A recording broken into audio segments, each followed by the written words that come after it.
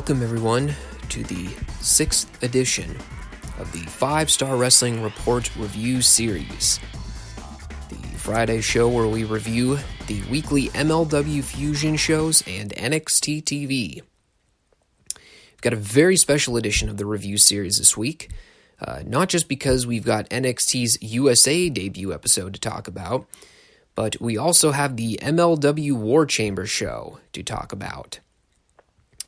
And we've got a lot of ground to cover with these shows, so let's just dive right into it. Let's not even waste any time this week. Real quick, if you are tuning into the show for the first time, appreciate it. Make sure you hit that subscribe button.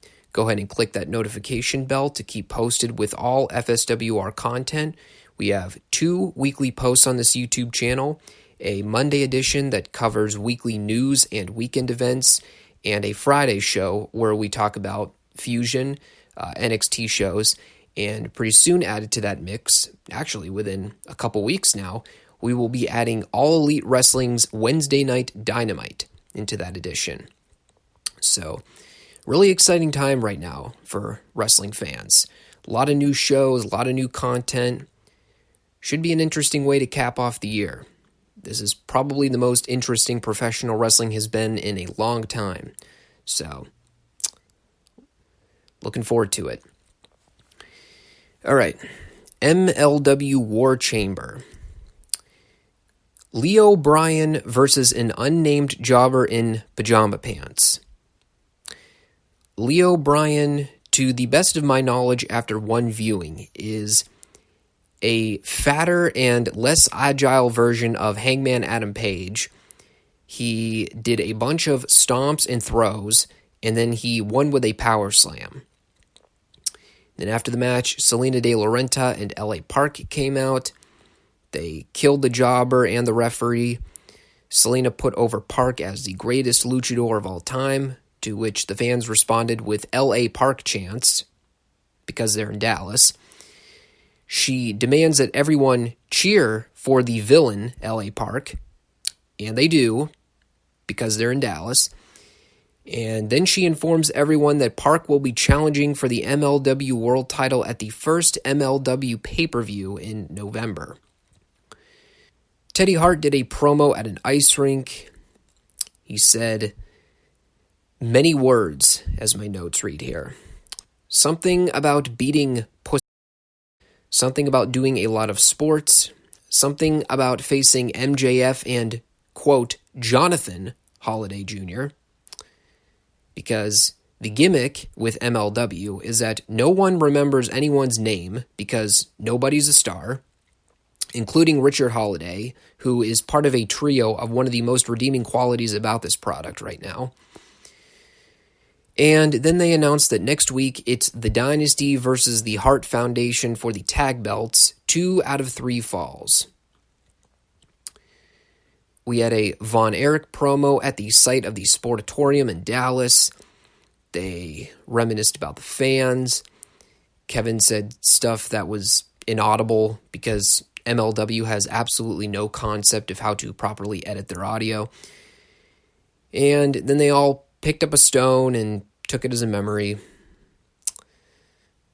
Bad segment. Probably had good intentions, but horrible in execution. And then we had our main event, the actual War Games / War Chamber match itself. The match is War Games rules, with the one difference being that apparently your team can win the match if the other team surrenders. So in other words, one guy from your team can just get up in the middle of the match and quit, says, I don't want to fight anymore, and according to the rules here, you forfeit the match for your team, and the match just ends. Just for saying, I'm done. There is an element of unintentional comedy there that makes me laugh when I heard this. So the match starts with Simon Gotch and Marshall Von Erich. Marshall dominated pretty much all of the offense for the first 5 minutes. Up next came Joseph Samael. I will say, at least following the phantom coin toss to determine the team advantage, they got it right by having the heels get the upper hand. So they're already one step ahead of Impact when they did this match years back and had the baby faces get the team advantage over the heels. We had Tom Lawler out next to even the odds. Then Jacob Fatu. Then Low Key. Then the Akuro Kwan fella, whose name I have butchered for weeks now, mainly because the guy literally has not done a single thing since he showed up. And the announcers justified this when Rich Piccini goes, "We actually don't know a whole lot about this guy." And Tony Schiavone responds to this by saying, "He's a guy in Contra Unit. That's all that matters." Riveting commentary from Rich and Tony here. And then we get to the weird part, because the announcers inform us that Ross Von Erich came down with the flu, and they use this to build up to the story of Ross being the final entrant for the Faces. So immediately I start thinking, well, okay, so obviously that means Ross is not going to come out for the match, and they're going to have a big surprise final partner. That makes sense. Then the timer hits 0, and Ross just walks out from the back. And what's more, he gets into the ring, and he just starts doing moves. He's none the worse for wear. He's doing a bunch of fiery offense. He shows no signs of being sick at all. And all the while, I'm sitting there thinking, so of all the guys on the face team to build to the final entry, it's not Tom Lawler, the team leader. It's not Low Key, the guy whose story going into this match was whether or not he could be trusted as a teammate. It's not even Marshall, the more talented of the two Von Erich brothers, in my opinion. No. All the buildup was for Ross. And, as it turns out, the revelation that Ross had come down with the flu amounted to absolutely nothing as a story element in this match, because Ross just wrestled a normal match like he was perfectly fine. This was not the only anticlimax of the match, believe me. Anyway, they get all the guys in there, and it's every War Games match you've ever seen. A lot of boring heel heat, followed by a quick fiery babyface comeback, followed by more heel heat, lather, rinse, repeat. There's a lot of dudes laying around, not really doing anything. I will say, there was an awesome part during the preliminary part of the match where Fatu did a springboard handstand into Lawler against the cage, followed by a moonsault splash onto Marshall. Looked really cool. We had a blade job from Samael here. We had another anticlimax moment in the match. After what felt like hours of guys just laying on the ground and stomping on one another, they do a spot where Samael finally climbs to the top of the cage, and he's teasing that he's going to do some kind of big splash or something. And after all the build-up, with the announcers going crazy as to what Samael is going to do on the top of this cage, he just does a double axe handle to Ross off the top rope. And then they just going back to do more laying around and stomping. Then several moments later, with all the heels down, they have Tom Lawler try to get his teammates back into the match, and they all get up to their feet. The crowd's sort of popping because they're expecting something big to happen. And what do? Well, they just go back to doing more 50-50 brawling. So the match is about 20 minutes old by this point. Everyone's gassed. I'm bored out of my mind. Somehow these fans are still into it. I have no idea how. It becomes blatantly obvious by this point that the biggest star of the entire match is the retired veteran sitting outside the ring watching the match as opposed to working. Then we have one of the dumbest things I've ever seen. Low Key and Joseph Samael are at the top of the cage, and they're ramming each other's faces into the barbed wire, when all of a sudden, a masked man begins to scale the cage. And as this unknown assailant attempts to climb the cage, Kevin Von Erich grabs the masked man, who towers over him by at least 2 feet. He puts the claw on him, and he lays him out on the outside. We never saw this masked man again. We never found out who he was. No. They just did a spot with a mystery masked man, and then they proceeded to punk him out in his first appearance on camera. And that's not even discounting the fact that they were teasing a run-in in a cage match, no less. A cage, mind you, that was wrapped in barbed wire at the top. Now that, right there, that is WCW booking if I have ever seen it. Eventually, Quan blows mist into Tom's face. Fatu hits the super kick followed by a top rope moonsault. This is not the finish to the match. I was so done and ready for the match to be over by this point. And then finally, Ross and Marshall hit a claw doomsday device combo on Gotch and get the 3 count. The match was... I don't know, man. I'm trying to be as fair as I possibly can. It was a nothing happening, boring cage match with dudes lying around for 20 plus minutes. There were no major spots, aside from that ludicrous angle with the masked dude that amounted to absolutely nothing. There were no memorable moves. The match dragged and dragged forever. There were several times during the final moments where they did something to build to a finish, but then they just kept doing more stuff. It became more and more intolerable. And then Babyface team won in the end. At least they got that part right, too. That was MLW War Chamber, at least the first of the sets of matches that they taped for that show. I don't know. I mean, the War Chamber match was really the only match that I was looking forward to when I ran down the card for that show.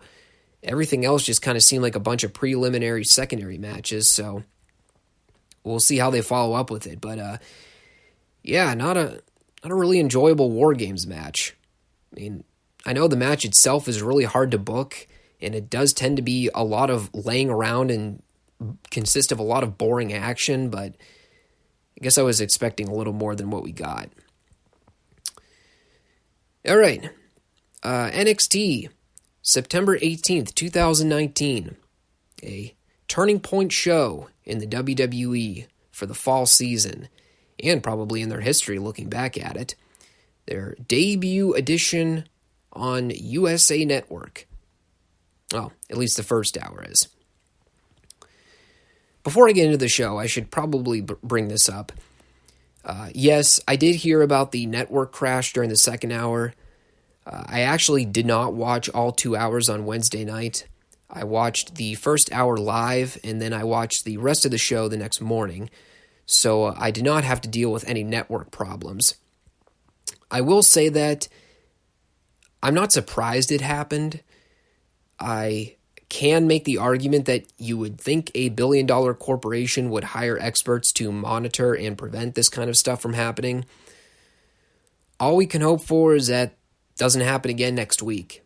I mean, at least with WWE knowing that it was a problem now, they can take a week to figure it out and fix out any potential glitches that could occur. So, sucks for the people that couldn't watch the second hour live or had to wait a little while to get the stream back up. Hopefully it won't be a problem next week. That's all I can really say about it.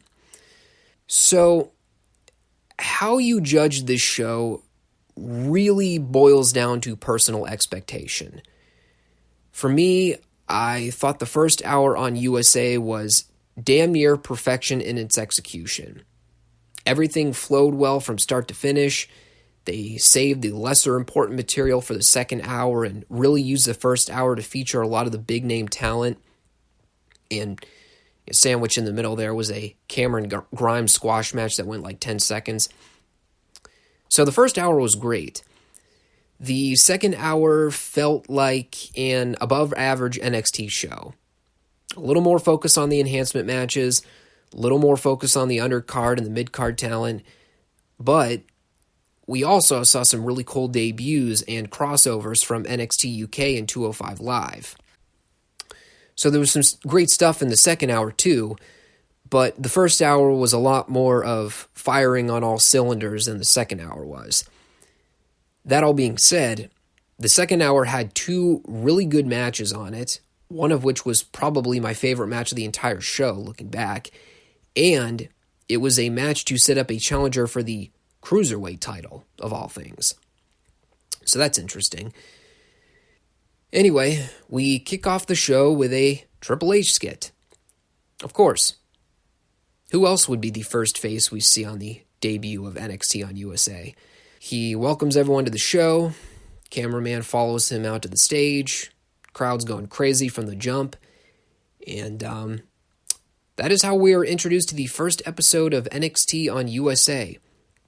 We were also informed not to blink at any point during the show. Io Shirai versus Bianca Belair versus Mia Yim versus Candice LeRae, number one contenders match for the Women's Championship.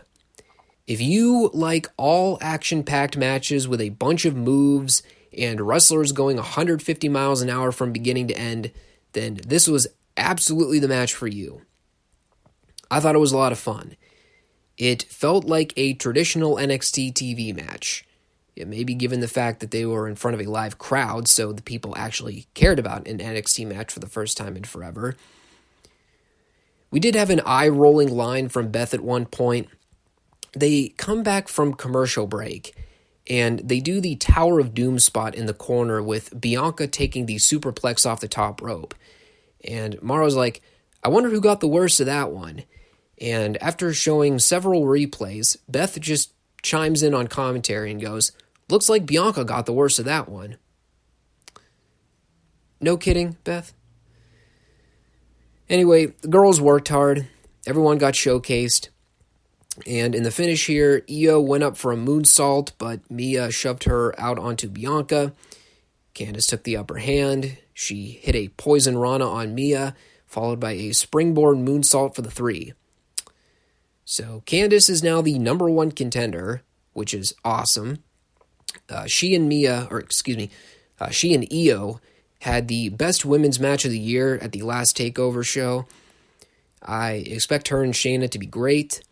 I also expect a title change on that show, and it'll be a great way to phase Shayna out of the title picture and continue the Io-Candice feud. All very well booked.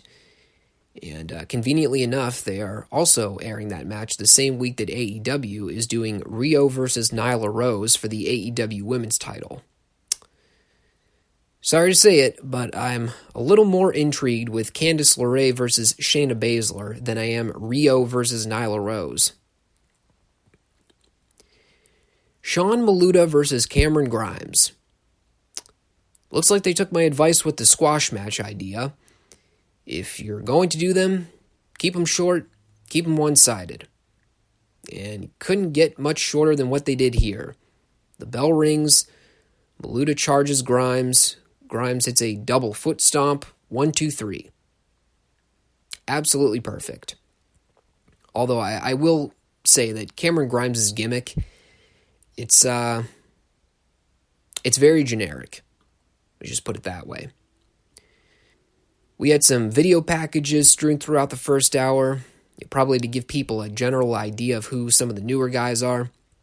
They did a Dominik Dijakovic and Keith Lee promo package to set up their match next week. I said before that anytime they do Dijak versus Lee, I am all in for that. They could devote an entire 2 hours of an NXT show to Dijak Lee matches and promos, and I would be more than entertained. They also played some footage of performers like Damian Priest and Dakota Kai. Again, probably just to familiarize the casual or new viewers as to who they are. All of this was fine. And in our main event of the debut episode on USA, Roderick Strong versus Velveteen Dream for the North American Championship. I've read a lot of reports of people that were very disappointed with this match. And while I wouldn't say that I was disappointed, I would definitely say I was expecting a lot more than what we got here. They did pick up the action in the last few minutes, but I don't know. The first quarter of the match was merely boring, what with them doing a feel-out process. The second half, with Roddy getting the heat, was just all over the place. I don't know if Velveteen got lost, if he forgot what he was supposed to do, but there's a part where Roddy's trying to put him in a bunch of submission holds, and they're lying on the ground for a while, and Dream's just kind of rolling out of it, but it doesn't lead to anything. Just looked really awkward. Yeah, I think the problem with this match really boils down to a clashing of styles. Roddy's a great technical wrestler, but Velveteen is pretty green still and doesn't really have the experience level to call matches on the fly. So when something goes wrong, it takes him a while to recover and figure out what to do next. We kind of saw this at the last TakeOver show in that three-way. It's like Pete Dunne and Roddy were on a completely different level than Velveteen. Dream was out of place for a lot of stuff. He looked really awkward going in from sequence to sequence. And I kind of saw a lot of those similar things playing out in this match. So while I would say the match was good, particularly in the last few minutes when they did the near falls and the run-ins with the Undisputed Era, the first 3/4 of the match was just okay. And that's kind of being generous looking back at it. With that being said, this was absolutely the right finish. One of my continual concerns with the Undisputed Era throughout the year has been their inconsistent track record of wins and losses. That in addition to their inability to win the big matches when they matter the most. If we exclude Adam Cole, Strong, Fish, and O'Reilly have not won a single TakeOver match all year. And for whatever reason, anytime those guys were placed in a title opportunity, they always lost. And after TakeOver Toronto, I had a lot of concerns that the group was going to get stale if they kept losing and didn't live up to their claim of holding all the gold as a unit. And it only took them 9 months, but finally the Undisputed Era have fulfilled their claim to hold all of the championship gold in NXT by the end of the year. I guess that excludes the women's title.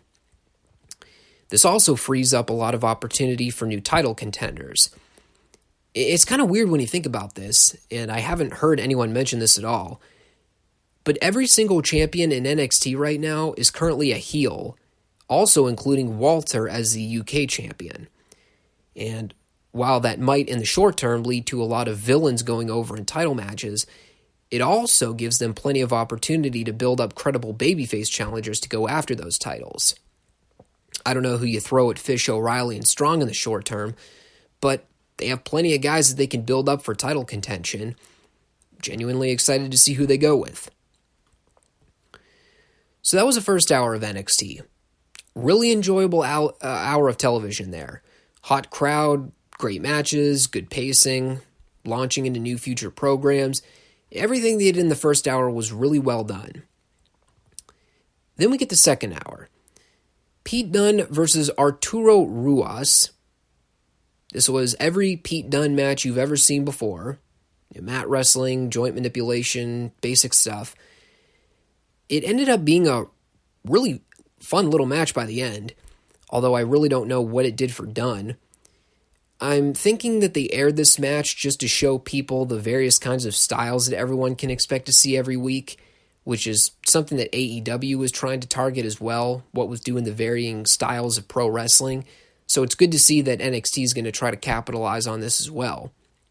And it's not a bad thing necessarily, but this kind of blended in with more of the traditional kind of NXT enhancement match we're used to seeing. An established talent beats a job or enhancement guy, but it takes way too long to do so.